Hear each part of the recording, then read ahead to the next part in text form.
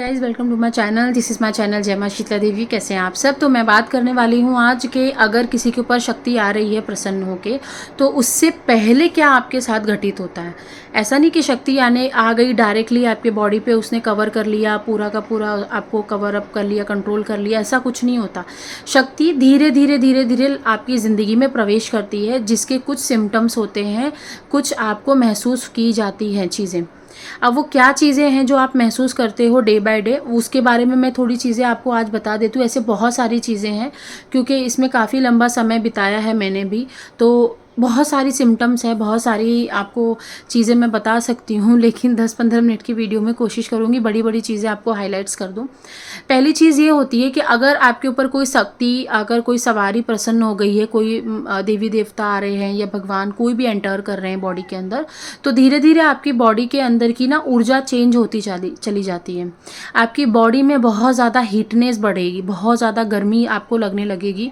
अगर आपने देखा होगा बड़े बड़े तपस्वियों को, बड़े बड़े अघोरीस को, आप वो बर्फ में रह के साधना क्यों करते हैं? क्योंकि उन्होंने इतनी ज़्यादा जप तप कर लिया है, या इतने ज़्यादा वो जप तप कर रहे हैं, तपस्या में लीन रहते हैं, जिसकी वजह से उनकी जो इनर सेल्स हैं, इनर बॉडी है, वो बाहर की तरफ हीट प्रोड्यूस कर रही होती है। तो आपकी बॉडी भी गर्म होनी शुरू हो जाती है। मुझे याद है, मैं बर्दाश्त नहीं कर सकती हूँ आज के टाइम पे भी, इसीलिए जो इस साल में जो गर्मी महसूस हुई थी, जो बहुत ज़्यादा पड़ी है, मतलब मेरे को ऐसा लगा था ख़त्म, खलास ख़त्म, मतलब मरने के कागज़ पे आ गए। इतनी ज़्यादा गर्मी, एक तो बाहर गर्मी, अंदर से गर्मी, बाहर से गर्मी, बर्दाश्त नहीं हो रही थी चीज़ें। तब जाके मुझे माँ ने ये चीज़ बताई कि बेटा ऐसा हो रहा है और ऐसा ही चलते रहेगा, ये ही होने वाला है, आगे चल के ये बढ़ेगी हीट और ज़्यादा। तो जितनी ज़्यादा आप शक्तियों के नज़दीक आ रहे हो, उतना ज़्यादा बॉडी के अंदर हीट प्रोड्यूस होने शुरू हो जाती है। ठीक है। दूसरी चीज़ है, जैसी शक्ति आने वाली होगी उससे पहले आपकी कुंडलिनी को जागृत किया जाता है। कुंडलिनी क्या होती है? एक शक्ति होती है, जिसके वजह से आपको कभी भी महसूस नहीं हो रहा होता है कि आपके बैक अपर साइड में या बैक लोअर साइड में कोई एक एनर्जी सोई हुई है। अचानक से क्यों महसूस होने लग जाता है? अचानक से क्यों हमारे मूलाधार चक्र में दर्द होने लग जाता है? अचानक क्यों हमारी दिव्य दृष्टि पे, यानी यहाँ पे कुछ ऐसा रेंगते हुए महसूस होता है, चींटियाँ काटते हुए महसूस होता है? क्योंकि वो जो कुंडलिनी शक्ति है वही माँ की शक्ति है असली। जब तक वो जगेगी नहीं, तब तक आपके सातों चक्रों को नहीं भेज सकती। 7 चक्र नहीं खुलेंगे तो आप देवी देवताओं से बात नहीं कर सकते हो, ये बात लिखित है। 7 चक्र को खोलने का काम देवी देवताओं का, भगवान का होता है। जो भी लोग शॉर्ट में अपनाते हैं ना कि नहीं हमको डायरेक्टली सिद्धि चाहिए, डायरेक्टली हमको थर्ड आई खोलना है, वो लोग फेल हो जाते हैं। लिख के दे रही हूँ, फेल हो जाते हैं। जब तक कोई देवी या आपके इष्ट देव प्रसन्न नहीं होते आपसे, तब तक आपकी कुंडलिनी को जागृत नहीं किया जा सकता इन अ पॉजिटिव वे। अगर आप जागृत कर भी ले रहे हो किसी भूत प्रेत तांत्रिक में के पक्ष में आके, तो वो कुछ टाइम का आपको रहेगा, फिर उसके बाद आपकी ज़िंदगी बर्बाद हो जाएगी, एकदम हेल हो जाएगी ज़िंदगी। तो देवी देवता आते हैं, शक्तियाँ आती हैं, तो सब फिर उसके बाद आपकी कुंडलिनी को जागृत किया जाता है। कुंडलिनी जब ऊपर की तरफ उठती है, 7 चक्रों को जागृत करती है। 7 चक्र में जागृत होने में 3 साल का वक्त भी लग सकता है, 2 साल का भी वक्त लग सकता है, 1 साल का भी वक्त लग सकता है। अब जो लोग मेरे पास आते हैं वो बोलते हैं मैम हमने तो सुना था कि एक 2 महीने में हमारी कुंडली जागृत हो जाती है, चक्र खुल जाए। मतलब आप पागल हो, जहाँ से भी सुन के आ रहे हो उसके साथ बैठ के मीटिंग करो और उसको पूछो तुम्हारे चक्र खुद के जागृत हैं। क्योंकि चक्र एक बहुत बड़ी प्रक्रिया है भाई। अगर इतनी जल्दी आसानी से जागृत हो जाते तो हर किसी के घर में आज सवारियाँ खेल रही होती, हर किसी के घर में माँ काली आ रही होती, हनुमान बाबा आ रहे होते। बट ऐसा क्यों नहीं हो रहा है? क्योंकि ये रास्ता आसान नहीं है, ये तपस्वियों का रास्ता है, ये साधु संतों का रास्ता है। जिसने अपने आप को साध लिया, ये उन लोगों के लिए रास्ता है ना।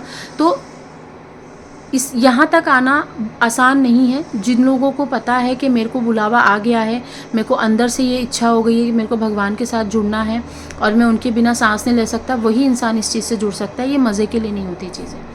उसके बाद क्या आपको अंदर चेंजेस आते हैं, आपकी ना स्वभाव में बहुत ज़्यादा अंतर आएगा।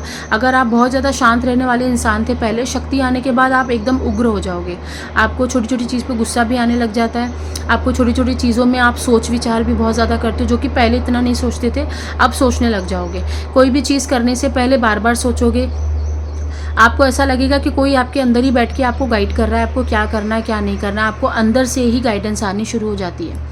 उसके बाद आपको ऐसा लगता है कि अगर आप किसी के घर में खाना खा के आ गए, जैसे पहले भी पार्टीज़ में जाते थे, पहले भी रिश्तेदारों के घर में चले गए, शादी ब्याह में चले गए, वहाँ खाना खा के आ गए तो कुछ नहीं होता था।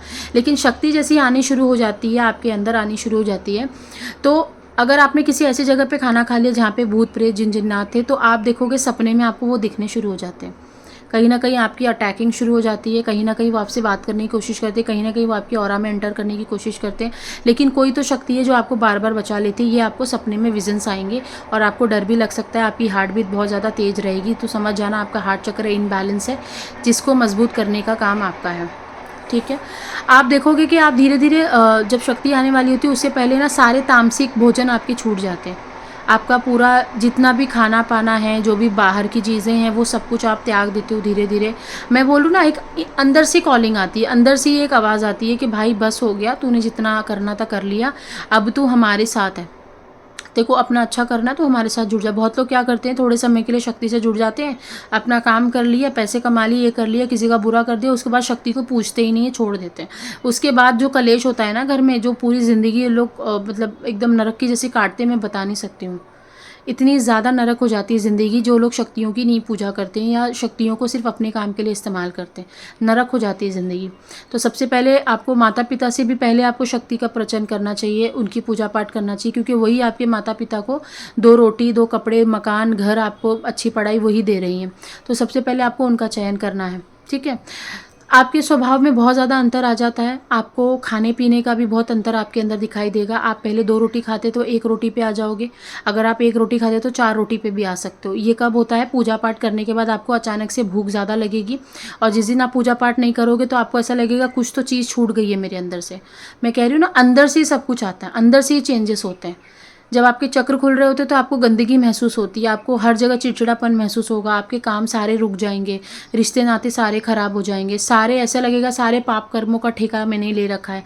अंदर से आपको गुस्सा बहुत आएगा, आपकी गालियाँ बहुत ज़्यादा, मतलब अगर आप एक गाली पर्सन हो तो, नहीं तो आपको गुस्सा बहुत आएगा, बहुत ज़्यादा। पेशेंस लेवल आपकी पूरी ख़त्म हो जाएगी इस माहौल में, जब आपकी शक्ति आनी शुरू होती है। ये क्यों होता है, क्योंकि हमने बहुत पाप कर्म करे, हम लोग बहुत पापी है, 100 की सीधी बात, सुबह से रात तक हम बहुत पाप करते हैं। तो कहीं ना कहीं वो चीज़ हमको रिलीज़ करनी पड़ती है डे बाय डे। तो जब ब्रह्मांड आपको चूज़ कर लेता है तो ब्रह्मांड का काम है आपको कब कहाँ लेके जाना है। तो आप ये भी चीज़ अपने अंदर नोटिस करोगे कि कहीं पे भी मैं विजिट कर रही हूँ या कहीं पे भी मैं जा रहा हूँ या जा रही हूँ, वहाँ पे मेरा कुछ ना कुछ लगाव है या कुछ ना कुछ मेरी चीज़ें जुड़ी हुई हैं। बहुत देरी से रुका हुआ काम अचानक हो जाएगा, बहुत टाइम तक रुका हुआ काम आपका तुरंत कंप्लीट हो जाएगा, काम सामने से ऑफ़र आएगा कि काम हो गया है आपका, और जिस चीज़ को आप बहुत ज़्यादा प्रयास कर रहे हो वो काम रुक जाएगा। ये आपको बहुत बड़ा हिंट है, ये बहुत बड़ा संकेत है कि आपकी जो प्रोसेस है भाई, आप आ गए हो इस कुंडलिनी के प्रोसेस में, देवी देवताओं के प्रोसेस में, आप नज़र में गड़ गए हो देवी देवता के, अब वो आपको छोड़ने वाले नहीं हैं। तो ये सारी जो चीज़ें होती हैं ये आपके अंदर आपको दिखनी शुरू हो जाती हैं डे बाय डे। अब वो आपकी बात अलग है, अगर आप बाहर की दुनिया में हो या किसी और काम में व्यस्त हो, या आप ये सोच रहे हो कि चलो ठीक है क्या करेंगे, शक्ति आ रही है तो चलेगा, चलेंगी, मैं तो पूजा ही करूँगा। तो ये इट्स लाइक कि आपने सब कुछ छोड़ दिया, आप अपने हिसाब से कुछ भी ट्राई नहीं करना चाहते हो। तो ऐसे नहीं करना है हमको सरेंडर के फेज़ में रहना होता है हमेशा, कि आपने करना है जो करना है, तुम खुद आए हो, हमारी कोई भी, मतलब बोलते हैं हमारी कोई भी शक्ति नहीं है इसमें, हमारी कोई भी ताकत नहीं है। आप आए हो, आप उसकी व्यवस्था खुद करो कि मैं आपकी पूजा पाठ करूँ, मेरे घर में रोटी कपड़ा मकान की कोई कमी ना रहे, मेरे गृहस्थ जीवन है। धीरे धीरे आपको ये भी होगा कि लगाव ख़त्म हो जाएगा हर चीज़ से, धीरे धीरे होता है। और एक ऐसी स्टेज आ जाती है कि आप जाने की सोचते हो हिमालय की तरफ, कि मैं बस अपनी माला लेके हिमालय की तरफ निकलूं, मुझसे नहीं रहा जा रहा है इस घर के अंदर। ये होता है, लिटरली होता है। बहुत सारे लेडीज़ हैं, बहुत सारे जेंट्स हैं जो बात करते हैं काउंसलिंग में, उनके साथ तो हो रहा है, मेरे साथ भी हुआ था। तो ऐसी स्थिति में आपको ये बोलना है अपनी शक्तियों को कि माँ बाबा, आपने ही मुझे ये परिवार दिया है, मैं कैसे छोड़ सकता हूँ, मैं नहीं छोड़ सकता हूँ, आपको भी मुझे चलाना पड़ेगा और मेरे परिवार को भी आपको ही चलाना पड़ेगा। मैं परिवार भी नहीं छोड़ सकता, आपको भी नहीं छोड़ सकता हूँ, मेरे को दोनों ही चीज़ें चाहिए। ठीक है, तो जब आप ये प्रार्थना करते हो तो चीज़ें बैलेंस में आनी शुरू हो जाती हैं। ठीक है, आपको जो भी प्रॉब्लम्स आपकी लाइफ में चल रही है, शक्ति जैसे जैसे तीव्र होती जाती है वैसे वैसे आपकी लाइफ की प्रॉब्लम्स कम होती जाती हैं। ये सच बात है। अगर नहीं हो रही है तो डेफ़िनेटली आप किसी के पास गए हो, किसी गलत इंसान के संपर्क में आए हो और वो इंसान ने आपके ऊपर कंट्रोल कर लिया है, इसलिए आपके घर में सुख सुविधा कम हो गई है माँ के आने के बाद भी। इसमें गलती आपकी है। मैंने कहा ना, सिद्धियाँ किसी की सगी नहीं है, शक्तियाँ किसी की सगी नहीं है। दंड मिलेगा ही मिलेगा जो गलती करेंगे, तो दंड भी भोगना पड़ेगा। और आपको नहीं, आपके सारे पूरे परिवार को वो एकदम ख़राब करके रखेंगी फिर तो इससे अच्छा है ना कि जो वो बोल रही है वो आप करो। कुछ टाइम रुको। मैं जानती हूँ अपनी माँ को, बाबा को, कि भाई वो देने पे आते तो इतना देते कि आपको बांटना पड़ेगा, इतना देते। और नहीं देने पे आएंगे तो आप समझ जाओ कि आप किसी नेगेटिव एनर्जीज़ के अंतर्गत में आ चुके हो, किसी नेगेटिव एनर्जीज़ या किसी नेगेटिव इंसान के साथ आप अपना जीवन व्यतीत कर रहे हो। तो यहाँ पे आपको अपनी शक्ति से पूछताछ या शक्ति को बढ़ाना पड़ेगा, ताकि जो माँ आपको बताना चाह रही है आपके कान तक उसकी आवाज़ आ जाए या आपको दिखने लगे। ऐसे बहुत सारी बातें हैं जो मैं डिस्कस करने बैठूँगी तो शायद मुझे लगता है कि 1 साल भी कम पड़ जाएगा। ऐसी बहुत सारी छोटी छोटी चीज़ें हैं। ये जो चीज़ें मैंने आपको शेयर करी है ये सबके साथ हुई हैं, इवन मेरे साथ भी। तो आप इस चीज़ को ज़रूर नोटिस करना और जिनके साथ हो रहा है प्लीज़ उनका थोड़ा सा सहयोग ज़रूर करना। ठीक है, टिल देन बाय, नमस्ते।